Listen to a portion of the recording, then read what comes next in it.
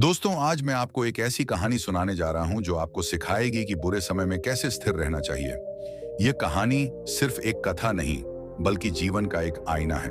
तो आइए गौतम बुद्ध की वाणी के साथ इस यात्रा को शुरू करते हैं। बहुत समय पहले की बात है। श्रावस्ती के पास एक आश्रम में गौतम बुद्ध अपने शिष्यों को उपदेश दे रहे थे। तभी एक व्यक्ति रोता हुआ उनके पास आया। उसका चेहरा थका और आंखें लाल थीं। उसने हाथ जोड़ते हुए कहा, हे तथागत, मेरा जीवन बर्बाद हो गया है। मेरा व्यापार डूब गया है। मित्रों ने साथ छोड़ दिया और परिवार में भी कलह मची है। मैं टूट चुका हूं। कृपया मुझे बताइए, मैं इस बुरे समय में कैसे स्थिर रह सकता हूं। बुद्ध ने उसकी ओर करुणा भरी दृष्टि से देखा और शांत स्वर में बोले, वत्स, मैं तुम्हें एक कहानी सुनाता हूं। उसे ध्यान से सुनो। उसमें ही तुम्हारे प्रश्न का उत्तर छिपा है। कहानी 3 द्वार और जीवन की परीक्षा। एक बार एक समृद्ध राज्य में वीर नामक एक नौजवान रहता था। वह साहसी और परिश्रमी था, लेकिन जब भी उसके जीवन में कठिन समय आता, वह हार मान जाता और भागने का प्रयास करता। एक दिन वह अपने जीवन के दुखों से परेशान होकर जंगल की ओर चला गया। चलते चलते उसकी नजर एक रहस्यमय गुफा पर पड़ी। गुफा के द्वार पर लिखा था, जिसे जीवन की सच्चाई जाननी हो वह भीतर आए। वीर के मन में उत्सुकता जागी और वह गुफा में प्रवेश कर गया। अंदर धुंधला अंधेरा था, लेकिन कुछ ही दूरी पर 3 बड़े द्वार दिखाई दिए। हर द्वार के ऊपर एक संदेश लिखा था। पहला द्वार, दुख अपरिहार्य है। उसने पहला द्वार खोला तो उसने देखा कि सामने एक विशाल नदी है, जिसमें एक वृद्धा अपने डूबते हुए पुत्र को बचाने की कोशिश कर रही थी। वह रो रही थी और बार बार चीख रही थी, हे भगवान, दुख मुझे ही क्यों मिला ले। उसकी सारी कोशिशें व्यर्थ हो गईं और उसका पुत्र नदी में समा गया। वीर यह देखकर विचलित हुआ और उसकी आंखों से आंसू बहने लगे। तभी एक आवाज आई, दुख जीवन का हिस्सा है। इसे टाल नहीं सकते, लेकिन यह तुम्हें मजबूत बनाता है। वीर ने पहली सीख सीखी, दुख से भागने की नहीं, उसे स्वीकार करने की आवश्यकता है। दूसरे द्वार, मन को नियंत्रित करो, परिस्थिति को नहीं। उसने दूसरा द्वार खोला। वहां उसने एक किसान को सूखी हुई फसल के आगे बैठा देखा, जो आसमान की ओर देखकर कोस रहा था। लेकिन थोड़ी ही दूरी पर एक दूसरा किसान था, जिसकी फसल भी सूख गई थी। फिर भी वह खेत में हल चला रहा था और बीज बो रहा था।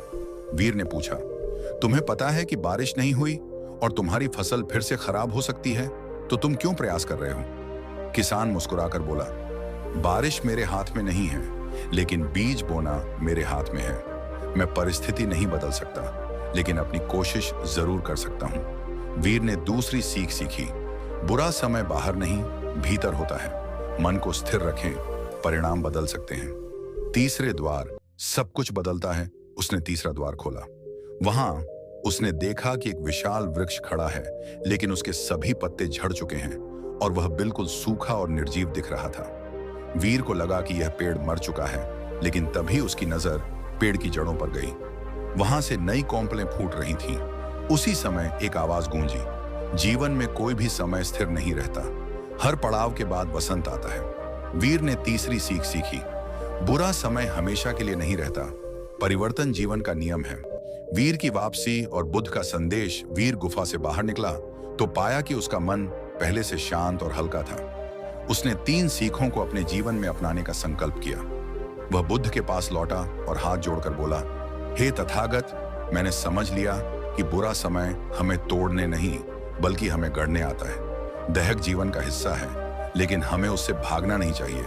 हमें परिस्थिति नहीं, अपने मन को बदलना चाहिए और यह विश्वास रखना चाहिए कि हर अंधेरी रात के बाद एक नई सुबह जरूर आती है। बुद्ध मुस्कुराए और बोले, वत्स, तुमने सही समझा। बुरे समय में जो व्यक्ति स्थिर रहता है, वही सच्चा विजेता बनता है। जब धैर्य टूटने लगे, बुद्ध की अंतिम सीख। वीर के जीवन में अंधेरा गहराता जा रहा था। उसने गौतम बुद्ध की सीख के अनुसार दुख को स्वीकार किया, मन को नियंत्रित किया और परिवर्तन की प्रतीक्षा की। लेकिन समय जैसे थम गया था। महीनों की कठिन मेहनत के बावजूद खेत की मिट्टी सूखी रही, व्यापार में घाटा हुआ और कर्जदार की आवाजें हर दिन तीखी होती गईं। गांव के लोग भी अब उस पर हंसने लगे। एक रात थकान और हताशा से घिरा वीर नदी के किनारे बैठा था। उसकी आंखों में आंसू थे। उसने आसमान की ओर देखा और मन ही मन कहा, क्या मेरी सारी कोशिशें व्यर्थ हैं? क्या यह अंधेरा कभी खत्म नहीं होगा? तभी पीछे से एक जानी पहचानी आवाज सुनाई दी। उसने मुड़कर देखा, गौतम बुद्ध खड़े थे। उनकी आंखों में वही करुणा थी जो वीर ने पहली बार देखी थी। बुद्ध ने कहा, तुमने बहुत सहन किया है, लेकिन यह समय हार मानने का नहीं है।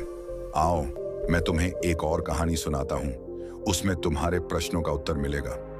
किसान बांस और धैर्य की परीक्षा। बहुत समय पहले की बात है। एक किसान को बांस के पेड़ बहुत पसंद थे। उसने अपने खेत में बांस के बीज बोए और हर दिन उनकी देखभाल करने लगा। हर रोज वह मिट्टी को सींचता, धूप से बचाता और प्यार से देखता। पहला साल बीत गया, कोई अंकुर नहीं निकला। दूसरे साल भी जमीन खाली रही। तीसरे और चौथे साल भी कुछ नहीं हुआ। गांव के लोग हंसते हुए कहते, तुम पागल हो, इतने साल मेहनत कर रहे हो और कुछ नहीं मिला। लेकिन किसान ने जवाब दिया, बांस अपनी जड़ों में बढ़ रहा है। मेरी आंखें उसे नहीं देख पा रही हैं, लेकिन धरती के नीचे उसका विकास हो रहा है। 5वें साल की पहली बारिश के साथ चमत्कार हुआ। बांस के अंकुर मिट्टी फाड़कर बाहर निकले और 6 हफ्तों में वे 90 फीट ऊंचे हो गए। वीर ने आश्चर्य से पूछा, इतनी तेजी से कैसे उग गए? बुद्ध मुस्कुराते हुए बोले, वक्त का इंतजार करो। बांस के पेड़ ने पहले 3 साल अपनी जड़ों को मजबूत किया।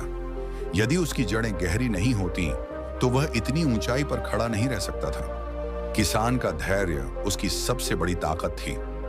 वीर की अग्नि परीक्षा। वीर इस कहानी से प्रेरित हुआ। उसने सोचा, शायद उसकी मेहनत भी किसी बांस की जड़ की तरह जमीन के नीचे बढ़ रही है। वह हार नहीं मानेगा। अगले ही दिन उसने फिर से खेत की मिट्टी को जोता और बीज बोए। लेकिन किस्मत ने उसकी परीक्षा अभी खत्म नहीं की थी। अचानक गांव में अकाल पड़ गया। लोग अपने गांव छोड़कर जाने लगे। वीर के दोस्त भी उसे समझाने आए, यह भूमि अब कुछ नहीं देगी, चलो किसी और गांव चलते हैं, वहां काम मिलेगा। वीर के मन में द्वंद्व हुआ, क्या मैं हार मान लूं? क्या अपनी सारी मेहनत छोड़कर चला जाऊं? तभी उसे किसान और बांस की कहानी याद आई। उसने खुद से कहा, अगर आज मैं चला गया तो मेरी सारी जड़ें टूट जाएंगी। मैं यहीं रहूंगा, यही मेरी भूमि है और यही मेरी आशा। आंधी के बाद की सुबह वीर ने गांव छोड़ने से इनकार कर दिया। भूख, प्यास और अकेलेपन की पीड़ा सही दिन गुजरते गए। फिर एक रात आसमान में काले बादल छाए। गरज और चमक के साथ बारिश की बूंदें धरती को भिगोने लगीं। वीर की आंखों से आंसू बह निकले।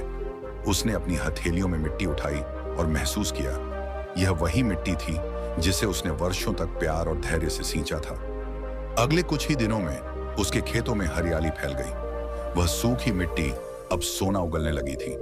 गांव के लोग जो वीर पर हंसते थे, अब आश्चर्य से उसकी ओर देख रहे थे। पुरस्कार और आत्मा की शक्ति।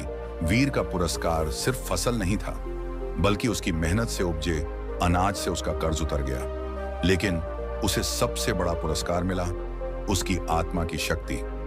वह समझ चुका था कि जीवन की सबसे बड़ी फसल धैर्य से मिलती है। बुद्ध का अंतिम संदेश। कुछ दिनों बाद गौतम बुद्ध फिर से गांव आए।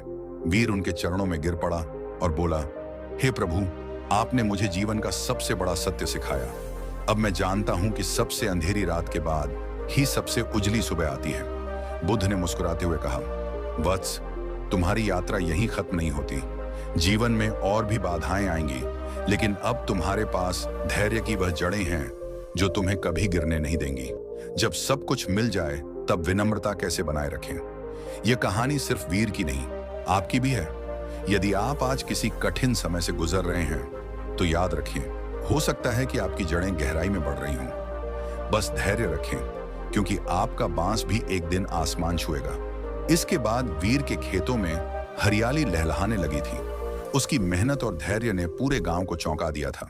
अब वही लोग जो कभी उस पर हंसते थे, उसकी तारीफ कर रहे थे। वीर के पास अब पर्याप्त अनाज था। उसने सारे कर्ज चुका दिए और गांव के लोगों की मदद भी की।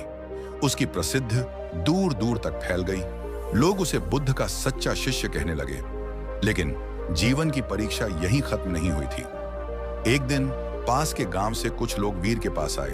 उन्होंने कहा, वीर, हमारे गांव में भयंकर सूखा पड़ गया है। हमारी फसलें नष्ट हो गई हैं और हमारे पास खाने के लिए कुछ भी नहीं है। कृपया हमारी मदद करें। वीर के पास दो रास्ते थे, या तो अपनी मेहनत से उपजी सारी फसल अपने भविष्य के लिए बचा ले, या फिर इन जरूरतमंदों के साथ बांट दे। उसने एक पल के लिए सोचा, फिर उसे बुद्ध की बातें याद आईं। सच्चा धन वह है जो दूसरों के काम आए। वीर ने बिना देर किए अपनी अनाज की बोरियां खोल दी और कहा, जितना जरूरत हो ले जाओ, तुम्हारा धन मेरा धन है। लोग हाथ जोड़कर आभार व्यक्त करने लगे और कहा, तुम्हारा नाम सदा याद रखा जाएगा। लेकिन कुछ गांव वालों ने पीठ पीछे कहा, वीर पागल हो गया है, अपनी सारी फसल बांट दी तो कल खुद भूखा मरेगा। वीर ने इन बातों पर ध्यान नहीं दिया। उसे विश्वास था कि जो देता है उसे सैकड़ों गुना मिलता है। कुछ महीनों बाद बारिश फिर से हुई और वीर की जमीन ने इस बार दोगुना अनाज उगाया। लेकिन इसके साथ ही वीर के पास एक और चीज आई, अहंकार। अब लोग उसे सम्मान देते, रास्ता छोड़ते और उसकी प्रशंसा करते। धीरे धीरे वीर को यह आदत बनने लगी। उसे अपनी महानता पर होने लगा। वह खुद को सबसे श्रेष्ठ समझने लगा। जब कोई सलाह देता तो वह कहता, तुम मुझे क्या सिखाओ, मैंने तो खुद बुद्ध से सीखा है। एक दिन जब वीर अपने खेत के पास बैठा था तो उसने देखा कि दूर से गौतम बुद्ध आ रहे हैं। वीर खुशी से उनके चरणों में झुका और बोला, प्रभु देखिए, मैंने आपकी शिक्षाओं के अनुसार जरूरतमंदों की मदद की। अब मेरे पास सब कुछ है, सम्मान, धन और प्रसिद्ध। बुद्ध ने उसकी आंखों में देखा और मुस्कुराए। उन्होंने कहा, वत्स, तुम्हारा हृदय जानकर मुझे प्रसन्नता हुई, लेकिन क्या तुम सच में समझ पाए कि विनम्रता क्या होती है? वीर थोड़ा अचंभित हुआ। उसने कहा, प्रभु, मैंने तो हर किसी की मदद की है, मैं किसी से कुछ नहीं चाहता, मैं तो आपका सच्चा शिष्य हूं। बुद्ध ने शांत स्वर में कहा, कल सूरज निकलने से पहले तुम गांव के कुएं पर जाकर बैठो और जो वहां देखो उसे समझने का प्रयास करो। अगली सुबह वीर कुएं के पास गया। वहां उसने देखा कि एक प्यासा भिखारी पानी के लिए परेशान हो रहा है। वीर तुरंत उसके पास गया और कहा, आओ मैं तुम्हें पानी देता हूं। भिखारी ने वीर की आंखों में देखा और पूछा, क्या तुम सच में मुझे पानी इसलिए दे रहे हो क्योंकि मैं प्यासा हूं, या इसलिए कि तुम खुद को दयालु साबित करना चाहते हो? वीर हक्का बक्का रह गया। उसके हाथ रुक गए। भिखारी मुस्कुराया और कहा, सच्ची विनम्रता तब होती है जब देने वाले के मन में मैंने दिया का अहंकार न हो। तभी भिखारी के रूप में बुद्ध प्रकट हुए। उन्होंने कहा, वीर, तुम्हारा हृदय बड़ा है, लेकिन तुम्हारे भीतर अहंकार का अंकुर पनप रहा है। जो भी कुछ तुमने किया है वह महान है, लेकिन यदि मन में मैंने किया का भाव आ गया तो सारी साधना व्यर्थ हो जाएगी। जैसे पेड़ फल से झुक जाता है, वैसे ही सच्चा ज्ञान अपने कार्यों से और भी विनम्र हो जाता है। वीर की आंखें खुल गईं। उसने अपने भीतर उठते अहंकार के धुएं को साफ देखा। उसके चेहरे पर पश्चाताप था। उसने कहा, हे प्रभु, आपने मेरी आंखें खोल दी। मैं वादा करता हूं कि अब से मेरा हर कार्य निस्वार्थ और अहंकार से मुक्त होगा। बुद्ध ने उसके सिर पर हाथ रखा और कहा, वत्स, तुमने आज जीवन का सबसे कठिन पाठ सीखा है। याद रखना, जिसे दुनिया सबसे छोटा मानती है, अक्सर वही सबसे बड़ा होता है। उस दिन के बाद वीर ने सेवा की, लेकिन कभी उसकी चर्चा नहीं की। उसने दान दिया, लेकिन कभी उसका श्रेय नहीं लिया। धीरे धीरे उसकी विनम्रता और निस्वार्थ की सुगंध दूर दूर तक फैली। लेकिन इस बार उसके दिल में बस एक ही भाव था, मैं कुछ नहीं, सब कुछ उस परम सत्य की देन है। जब संकट आए और कोई सहारा न दिखे, तब क्या करें? बुद्ध की अंतिम परीक्षा। वीर ने जीवन के सभी उतार चढ़ाव को सहन किया, लेकिन अब वह खुद को एक नई परीक्षा के लिए तैयार महसूस कर रहा था। अब तक उसने बुद्ध से बहुत कुछ सीखा था, पर एक और कठिन परीक्षा थी जो उसे आत्मा की गहराई में उतरकर खुद को समझने का अवसर देती। एक दिन गांव में अचानक एक भयंकर तूफान आ गया। बादल काले हो गए, हवा में तीव्रता बढ़ने लगी और बारिश ने सब कुछ तहस नहस कर दिया। गांव का छोटा सा नदी का पुल बह गया और खेतों में पानी भर गया। वीर के खेत फिर से सूख गए, व्यापार में नुकसान हुआ और लोग उसके पास मदद के लिए आए। वह उन सभी की सहायता करने की कोशिश करता, लेकिन इस बार चीजें अलग थीं। इस बार वह जो मदद देता था उसकी कोई स्थिरता नहीं थी। गांव वाले एक बार फिर से वीर से कहते, तुमने हमारे लिए इतना किया, अब तुम्हारे पास खुद के लिए कुछ भी नहीं बचा, तुम इस समय कैसे सामना करोगे? ये शब्द वीर के दिल में एक चुभन की तरह समाए। उसे खुद से डर लगने लगा। क्या वह फिर से बिना किसी की मदद के अकेला रह जाएगा? क्या वह फिर से अपने रास्ते से भटक जाएगा? क्या अब उसकी मेहनत, धैर्य और विनम्रता सब कुछ व्यर्थ हो जाएंगे? लेकिन वीर को एक बात याद आई। बुद्ध ने कहा था, जब तुम अंधेरे में हो तो यह समझो कि रोशनी बहुत करीब है। तुम हर चुनौती में उस प्रकाश को देख सकते हो, अगर तुम्हारी आंतरिक दृष्टि साफ हो। वीर ने एक गहरी सांस ली और खुद को याद दिलाया, धैर्य और आत्मविश्वास से कोई भी तूफान नहीं उड़ा सकता। यह समय भी बीत जाएगा। सारी रात वीर अपनी बुरी हालत से जूझता रहा। उसने मेहनत की, खेतों को फिर से संवारने का प्रयास किया और गांव वालों के लिए एक सुरक्षित जगह बनाने की कोशिश की। रात भर की मेहनत के बाद जब सूरज उगा तो देखा कि एक नई उम्मीद की किरण फैली थी। सब कुछ बर्बाद होने के बावजूद उसने आत्मविश्वास बनाए रखा था। इसी दौरान गौतम बुद्ध फिर से उसके पास आए। उन्होंने वीर के चेहरे पर थकान देखी, लेकिन साथ ही वह आत्मविश्वास भी महसूस किया जो वीर ने संघर्ष के बावजूद अपने भीतर बनाए रखा था। बुद्ध ने कहा, वत्स, तुमने जीवन के सबसे बड़े सत्य को समझ लिया है। तुम्हारी शक्ति कभी बाहर नहीं थी, वह हमेशा तुम्हारे भीतर थी। यह तूफान और बर्बादी तुम्हारी परीक्षा थे और तुमने उसे पार कर लिया। वीर की आंखों में आंसू थे, लेकिन अब वे भय और दर्द के नहीं, बल्कि शांति और संतोष के थे। उसने बुद्ध से कहा, प्रभु, अब मुझे समझ में आता है। मैं जीवन को चुनौती नहीं मानता, बल्कि एक अवसर मानता हूं। हर कठिनाई मुझे मजबूत करती है और हर चुनौती मुझे नई समझ देती है। बुद्ध ने मुस्कुराते हुए कहा, अब तुम वह बन चुके हो जो मैं चाहता था।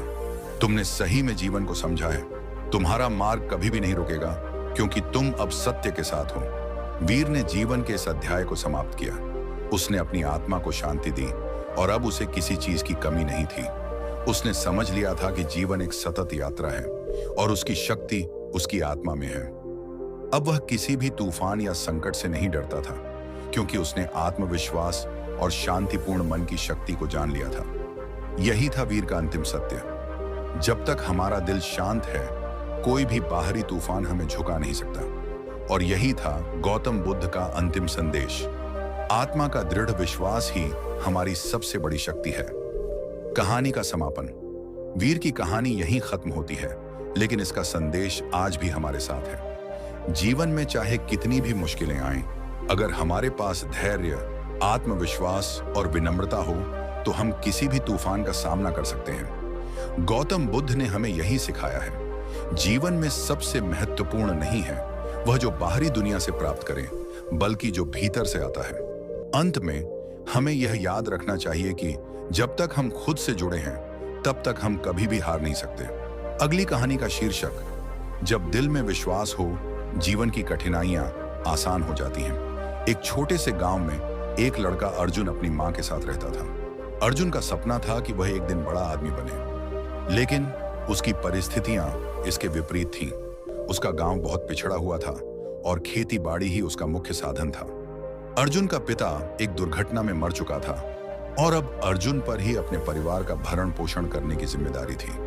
वह दिन रात मेहनत करता, लेकिन जीवन की कठिनाइयां उसे कभी नहीं छोड़ती। अर्जुन के पास बेशुमार सपने थे, लेकिन वह जानता था कि किसी भी चुनौती से भागकर नहीं निकल सकता। एक दिन गांव में एक विशाल मेले का आयोजन हुआ, जिसमें दूर दूर से लोग आए। अर्जुन ने भी अपनी मां से कुछ पैसे मांगे ताकि वह मेले में जा सके और कुछ सीख सके। उसकी मां ने कहा, बिल्कुल, लेकिन ध्यान रखना, मेहनत कभी व्यर्थ नहीं जाती। जो कुछ भी तुम सीखोगे वह तुम्हारे जीवन में काम आएगा। अर्जुन मेले में गया, जहां उसने कई नई चीजें देखी और वहां उसे एक बहुत ही पुराने साधु बाबा मिले, जो लोगों को जीवन के बारे में उपदेश देते थे।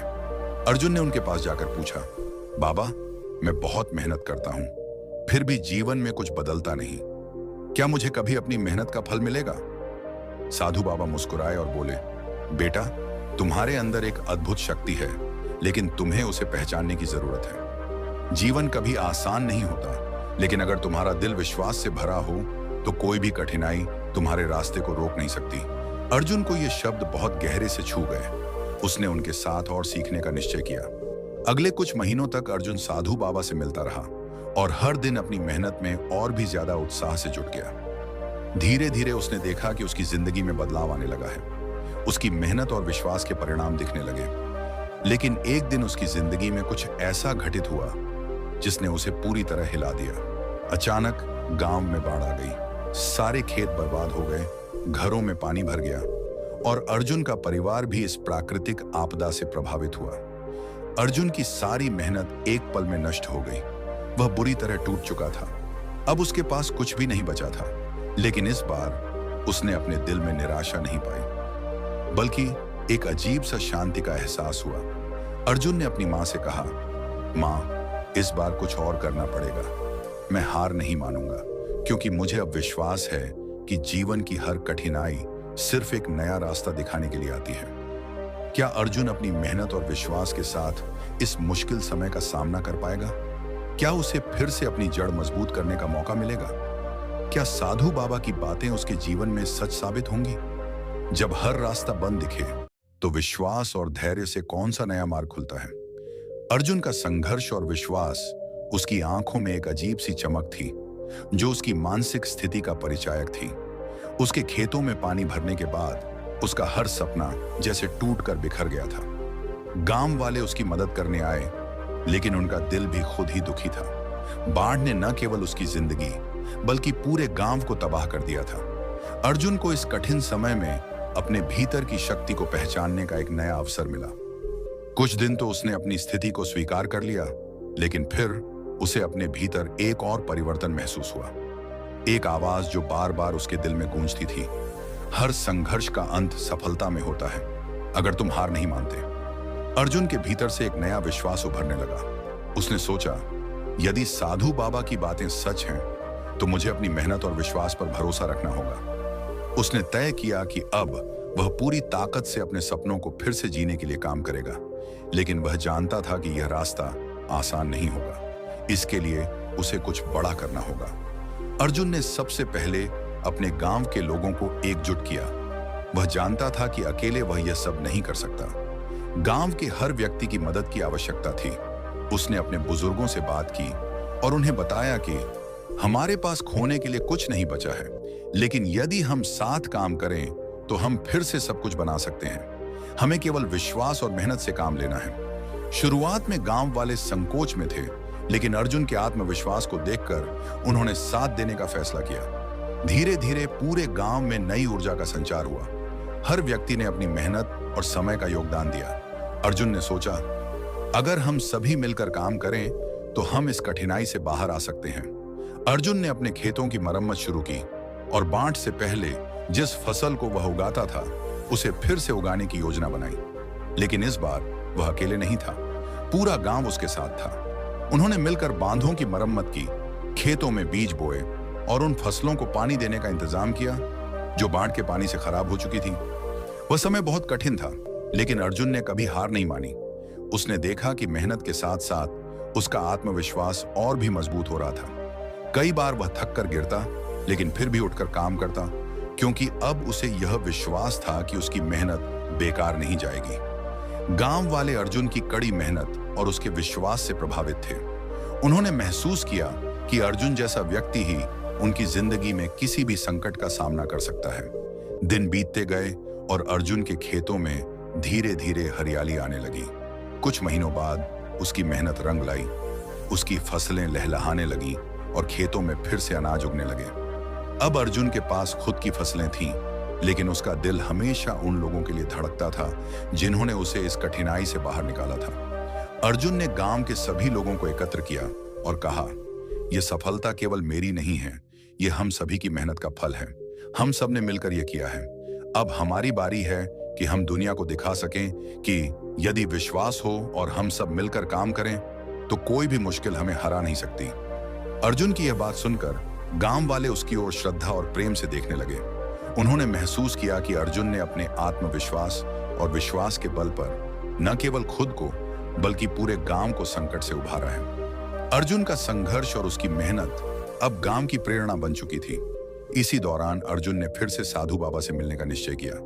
उसने सोचा कि यदि बाबा ने उसे पहले ही इतना महत्वपूर्ण संदेश दिया था, तो अब वह इस सफलता के बारे में उन्हें बताएगा। अर्जुन साधु बाबा के पास गया और उनसे कहा, बाबा, मैंने आपके शब्दों को सच्चाई के रूप में अपनाया। कठिनाइयों के बावजूद मैंने कभी हार नहीं मानी और आज हम फिर से खड़े हैं। साधु बाबा मुस्कुराए और बोले, बेटा, तुमने सच्ची सफलता पाई है, लेकिन याद रखना, जब तुम खुद को पूरी तरह से समझने लगते हो तो और भी बड़ी परीक्षा आती है। यह जो तुम्हारे रास्ते में आएगा वह तुम्हारे आत्मविश्वास का और बड़ा परीक्षण होगा। तुमने कठिनाइयों का सामना किया, लेकिन असली परीक्षा तब होगी जब तुम्हें अपनी सच्चाई से सच्चे तरीके से जुड़ना होगा। अर्जुन को अब यह समझ में आया कि यह संघर्ष केवल बाहरी नहीं था, बल्कि उसे अपने भीतर की शक्तियों को और गहराई से पहचानने की आवश्यकता थी। वह अब एहसास कर रहा था कि जो कुछ उसने किया वह एक सामान्य संघर्ष नहीं था, बल्कि एक यात्रा थी जो उसे अपने आत्म साक्षात्कार की ओर ले जा रही थी। लेकिन अर्जुन को इस यात्रा के अगले चरण का सामना करने के लिए और भी तैयार होना था। साधु बाबा की यह बात उसे गहरे में डुबो गई। क्या अर्जुन अपने अगले आत्मबोध और सच्चाई से जुड़े रास्ते पर चलने के लिए तैयार था? क्या वह अपने विश्वास को और अधिक मजबूत कर पाएगा? जब आंतरिक सत्य का सामना हो तो क्या होता है? अर्जुन का आत्म साक्षात्कार। अर्जुन के दिल में अब एक नई शक्ति जागृत हो चुकी थी। साधु बाबा के शब्द, असली परीक्षा तब होगी जब तुम्हें अपनी सच्चाई से सच्चे तरीके से जुड़ना होगा। यह शब्द अर्जुन के मन में एक अजीब सी हलचल पैदा कर रहे थे। उसने पहले कभी इस बारे में नहीं सोचा था कि उसकी यात्रा केवल बाहरी संघर्ष तक सीमित नहीं होगी, बल्कि उसका आंतरिक संघर्ष और आत्मबोध भी उतना ही महत्वपूर्ण होगा। अर्जुन अब यह समझ चुका था कि जीवन के हर मोड़ पर बाहरी मुश्किलें उसे झकझोर के लिए नहीं, बल्कि उसे आत्म आधिगम के लिए तैयार करती हैं। यह एक नई तरह की परीक्षा थी जो उसके भीतर थी। कुछ दिन बाद अर्जुन ने महसूस किया कि उसने जिस तरह से अपने खेतों की देखभाल की थी, उसी तरह उसे अपनी आत्मा की देखभाल भी करनी होगी। खेतों में समय बिताने की तरह उसे अपने भीतर की शक्ति और सच्चाई से जुड़ने के लिए समय निकालना होगा। अर्जुन ने तय किया कि अब वह सिर्फ अपनी बाहरी मेहनत पर ध्यान नहीं देगा, बल्कि अपने भीतर की गहराई में उतरकर अपनी सच्चाई को पहचानने का प्रयास करेगा। उसने साधु बाबा से मिलने का निर्णय लिया ताकि वह और अधिक मार्गदर्शन प्राप्त कर सके। साधु बाबा के आश्रम में पहुंचने के बाद अर्जुन ने उन्हें अपना हाल सुनाया और कहा, बाबा, मैंने बाहर की दुनिया में संघर्ष किया, लेकिन अब मुझे समझ में आ रहा है कि असली संघर्ष तो भीतर होता है। मैं अपने भीतर की शक्ति को कैसे पहचान सकता हूं? साधु बाबा ने मुस्कुराते हुए कहा, सबसे पहले तुम्हें खुद से सच बोलने की आवश्यकता है। आत्माधिगम की शुरुआत सच्चाई से होती है। अपने भीतर की आवाज को सुनो, जो तुम्हें सही और गलत के बीच फर्क बता सके। जितना तुम अपने अंदर झांकोगे, उतना ही तुम बाहर की दुनिया से दूर होते चले जाओगे। और जब तुम अपने भीतर का सत्य जान लोगे, तो तुम्हारा आत्मविश्वास और भी मजबूत हो जाएगा। अर्जुन ने बाबा के शब्दों को ध्यान से सुना और ठान लिया कि अब मैं अपने भीतर के सत्य को जानने के लिए हर संभव प्रयास करूंगा। उसने साधु बाबा से एक कड़ी साधना का आदेश लिया और अपने आत्मबोध की यात्रा पर निकल पड़ा। हर दिन वह प्रातः काल उठकर ध्यान करता और अपनी नकारात्मक सोच को दूर करने के लिए आत्मविश्लेषण करता। उसे यह समझ में आया कि जो कुछ भी बाहर हो रहा है वह केवल उसकी मानसिक स्थिति का परिणाम है। उसे यह एहसास हुआ कि जीवन की हर कठिनाई केवल एक अवसर है आत्मा की गहराई को जानने का। दिनों दिन अर्जुन अपने भीतर की शक्ति को महसूस करने लगा। उसने देखा कि जब वह अपने भीतर की शांति और स्थिरता को अनुभव करता है, तो बाहर की दुनिया की समस्याएं उसे प्रभावित नहीं कर पाती। अब वह पहले की तरह नहीं डरता था, क्योंकि उसे अपने भीतर का सच मिल चुका था। कुछ महीनों के बाद अर्जुन ने अपने गांव लौटने का निर्णय लिया। वह जानता था कि अब वह पहले जैसा नहीं था। उसका दृष्टिकोण बदल चुका था। अब वह गांव के लोगों को यह समझाना चाहता था कि केवल बाहरी सफलता नहीं, बल्कि आंतरिक साक्षात्कार ही जीवन का सबसे बड़ा पुरस्कार है। गांव लौटने पर अर्जुन ने अपने खेतों में पहले जैसी मेहनत शुरू की, लेकिन उसकी बात है, श्रावस्ती के पास एक आश्रम में गौतम बुद्ध अपने शिष्यों को उपदेश दे रहे थे। तभी एक व्यक्ति रोता हुआ उनके पास आया। उसका चेहरा थका और आंखें लाल थीं। उसने हाथ जोड़ते हुए कहा, हे तथागत, मेरा जीवन बर्बाद हो गया है। मेरा व्यापार डूब गया, मित्र ने साथ छोड़ दिया और परिवार में भी कलह मची है। मैं टूट चुका हूं। कृपया मुझे बताइए, मैं इस बुरे समय में कैसे स्थिर रह सकूं? बुद्ध ने उसकी ओर करुणा भरी दृष्टि से देखा और शांत स्वर में बोले, वत्स, मैं तुम्हें एक कहानी सुनाता हूं, उसे ध्यान से सुनो। उसमें ही तुम्हारे प्रश्न का उत्तर छिपा है। कहानी, 3 द्वार और जीवन की परीक्षा। एक बार एक समृद्ध राज्य में वीर नामक एक नौजवान रहता था। वह साहसी और परिश्रमी था, लेकिन जब भी उसके जीवन में कठिनाई आती, वह हार मान जाता और भागने का प्रयास करता। एक दिन वह अपने दुखों से परेशान होकर जंगल की ओर चला गया। चलते चलते उसकी नजर एक रहस्यमयी गुफा पर पड़ी। गुफा के द्वार पर लिखा था, जिसे जीवन की सच्चाई जाननी हो वह भीतर आए। वीर के मन में जिज्ञासा जागी और वह गुफा में प्रवेश कर गया। अंदर घना अंधेरा था, लेकिन कुछ ही दूरी पर 3 बड़े द्वार दिखाई दिए। हर द्वार के ऊपर एक संदेश लिखा था। पहला द्वार, दुख अपरिहार्य है। उसने द्वार खोलकर देखा कि सामने एक विशाल नदी है, जिसमें एक वृद्धा अपने डूबते हुए पुत्र को बचाने की कोशिश कर रही थी। वह रो रही थी और बार बार चीख रही थी, हे भगवान, ऐसा दुख मुझे ही क्यों मिला। लेकिन उसकी सारी कोशिशें व्यर्थ हो गईं और उसका पुत्र नदी में समा गया। वीर यह देखकर विचलित हुआ और उसकी आंखों से आंसू बहने लगे। तभी एक आवाज आई, दुख जीवन का हिस्सा है, इसे टाल नहीं सकते, लेकिन यह तुम्हें मजबूत बनाता है। वीर ने पहली सीख सीखी, दुख से भागने की नहीं, उसे स्वीकार करने की आवश्यकता है। दूसरा द्वार, मन को नियंत्रित करो, परिस्थितियों को नहीं। वीर ने दूसरा द्वार खोला। उसने देखा कि एक किसान अपनी सूखी हुई फसल के सामने बैठा था और आसमान की ओर देखकर कोस रहा था। लेकिन थोड़ी ही दूरी पर एक दूसरा किसान था, जिसकी फसल भी सूख गई थी, लेकिन वह खेत में हल चला रहा था और बीज बो रहा था। वीर ने किसान से पूछा, तुम्हें पता है कि बारिश नहीं हुई और तुम्हारी फसल फिर से खराब हो सकती है, तो फिर तुम क्यों प्रयास कर रहे हो? किसान मुस्कुराकर बोला, बारिश मेरे हाथ में नहीं है, लेकिन बीज बोना मेरे हाथ में है। मैं परिस्थिति नहीं बदल सकता, लेकिन अपनी कोशिश जरूर कर सकता हूं। वीर ने दूसरी सीख सीखी, बुरा समय बाहर नहीं, भीतर होता है। मन को स्थिर रखो, परिणाम बदल सकते हैं। तीसरा द्वार, सब कुछ बदलता है। वीर ने तीसरा द्वार खोला। वहां उसने देखा कि एक विशाल वृक्ष खड़ा है, लेकिन उसके सभी पत्ते झड़ चुके हैं। वह बिल्कुल सूखा और निर्जीव दिख रहा था। वीर को लगा कि यह पेड़ मर चुका है, लेकिन तभी उसकी नजर पेड़ की जड़ों पर गई। वहां से नई कोपलें फूट रही थी। उसी समय एक आवाज गूंजी, जीवन में कोई भी समय स्थिर नहीं रहता, हर पड़ के बाद वसंत आता है। वीर ने तीसरी सीख सीखी, बुरा समय हमेशा के लिए नहीं रहता, परिवर्तन जीवन का नियम है। वीर की वापसी और बुद्ध का संदेश। वीर ने गुफा से बाहर निकलते ही पाया कि उसका मन पहले से शांत और हल्का था। उसने 3 सीखों को अपने जीवन में अपनाने का निश्चय किया। वह बुद्ध के पास लौटा और हाथ जोड़कर बोला, हे तथागत, मैंने समझ लिया कि बुरा समय हमें तोड़ने नहीं, बल्कि हमें गढ़ने आता है। जीवन का हिस्सा है, लेकिन हमें उससे भागना नहीं चाहिए। हमें परिस्थिति नहीं, अपने मन को बदलना चाहिए और यह विश्वास रखना चाहिए कि हर अंधेरी रात के बाद एक नई सुबह जरूर आती है। बुद्ध मुस्कुराए और बोले, वत्स, तुमने सही समझा। बुरे समय में जो व्यक्ति स्थिर रहता है, वही सच्चा विजेता बनता है। धैर्य की अंतिम परीक्षा। जब धैर्य टूटने लगे, बुद्ध की अंतिम सीख वीर के जीवन में उजागर हुई।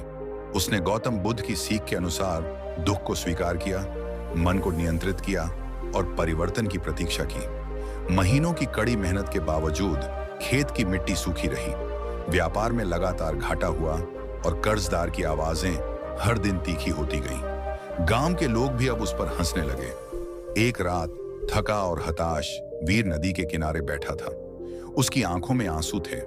उसने आसमान की ओर देखा और मन ही मन कहा, क्या मेरी सारी कोशिशें व्यर्थ हैं? क्या यह अंधेरा कभी खत्म नहीं होगा? अचानक पीछे से एक जानी पहचानी आवाज सुनाई दी। उसने मुड़कर देखा, गौतम बुद्ध खड़े थे। उनकी आंखों में वही करुणा थी जो वीर ने पहली बार देखी थी। बुद्ध ने कहा, वत्स, तुमने बहुत सहन किया है, लेकिन यह समय हार मानने का नहीं है। आओ, मैं तुम्हें एक और कहानी सुनाता हूं, उसमें तुम्हारे प्रश्नों का उत्तर मिलेगा। कहानी, किसान, बांस और धैर्य की परीक्षा। बहुत समय पहले की बात है। एक किसान को बांस के पेड़ बहुत पसंद थे। उसने अपने खेत में बांस के बीज बोए और हर दिन उनकी देखभाल करने लगा। वह रोज मिट्टी को सींचता, धूप से बचाता और प्यार से देखता। पहले साल बीत गया, कोई अंकुर नहीं निकला। दूसरा साल भी गया, फिर भी जमीन खाली रही। तीसरा और चौथा साल भी बीत गए, लेकिन जमीन के ऊपर कुछ नहीं हुआ। गांव के लोग हंसते हुए कहते, तुम पागल हो, इतने सालों से मेहनत कर रहे हो और तुम्हें कुछ नहीं मिला। लेकिन किसान ने जवाब दिया, बांस अपनी जड़ों में बढ़ रहा है। मेरी आंखें भले ही उसे ना देखें, लेकिन धरती के नीचे उसका विकास हो रहा है। 5वें साल की पहली बारिश के साथ चमत्कार हुआ। बांस के अंकुर मिट्टी फाड़कर बाहर निकले और सिर्फ 6 हफ्तों में वह 90 फीट ऊंचे हो गए। बुद्ध मुस्कुराए और बोले, वत्स, बांस के पेड़ ने पहले 4 साल अपनी जड़ों को मजबूत किया। यदि उसकी जड़ें गहरी नहीं होती तो वह इतनी ऊंचाई पर नहीं खड़ा रह सकता। वीर की परीक्षा और धैर्य का फल। वीर इस कहानी से प्रेरित होकर सोचने लगा कि शायद उसकी मेहनत भी किसी बांस की जड़ की तरह जमीन के नीचे बढ़ रही है। उसने सोचा, मैं हार नहीं मानूंगा। अगले दिन उसने फिर से अपने खेत की मिट्टी जोती और बीज बोए। लेकिन किस्मत ने उसकी परीक्षा अभी खत्म नहीं की थी। अचानक गांव में अकाल पड़ा। लोग अपने गांव छोड़ने लगे। वीर के दोस्त भी उसे समझाने आए, यह भूमि अब कुछ नहीं देगी, चलो किसी और गांव चलते हैं। लेकिन वीर का मन लड़खड़ा नहीं। उसने किसान और बांस की कहानी याद की और अपने आप से कहा, अगर आज मैं चला गया तो मेरी सारी जड़ें टूट जाएंगी। मैं यहीं रहूंगा, यही मेरी भूमि है और यही मेरी आशा है। उसने उस रात खेत छोड़ने से इनकार कर दिया और फिर उसकी मेहनत रंग लाई। बारिश आई और उसकी जमीन ने इस बार 2 गुना अनाज उगाया। अंतिम संदेश। उसने जाना कि जीवन में सबसे बड़ी फसल धैर्य और विश्वास से मिलती है। कुछ दिनों बाद गौतम बुद्ध फिर से गांव आए। वीर उनके चरणों में गिर पड़ा और बोला, हे प्रभु, आपने मुझे जीवन का सबसे बड़ा सत्य सिखाया। अब मैं जानता हूं कि सबसे अंधेरी रात के बाद ही सबसे उजली सुबह आती है। बुद्ध ने मुस्कुराते हुए कहा, वत्स, तुम्हारी यात्रा यहीं खत्म नहीं होती। जीवन में और भी बाधाएं आएंगी, लेकिन अब तुम्हारे पास धैर्य की वह जड़ें हैं जो तुम्हें कभी गिरने नहीं देंगी। अंत में जब सब कुछ मिल जाए तब विनम्रता कैसे बनाए रखें, यह कहानी सिर्फ वीर की नहीं, आपकी भी है। यदि आप आज किसी कठिन समय से गुजर रहे हैं तो याद रखें, हो सकता है आपकी जड़ें गहराई में बढ़ रही हों। बस धैर्य रखें, क्योंकि आपका बांस भी एक दिन आसमान छुएगा। और वीर के खेतों में हरियाली लहलहा रही थी। उसकी मेहनत और धैर्य ने पूरे गांव को प्रेरित कर दिया था। अब वही लोग जो कभी उस पर हंसते थे, उसकी प्रशंसा कर रहे थे। वीर के पास अब पर्याप्त अनाज था और उसने अपने कर्ज भी चुका दिए। सबसे बड़ा पुरस्कार था उसकी आत्मा की शक्ति। वह समझ चुका था कि जीवन की सबसे बड़ी फसल धैर्य और विश्वास से मिलती है।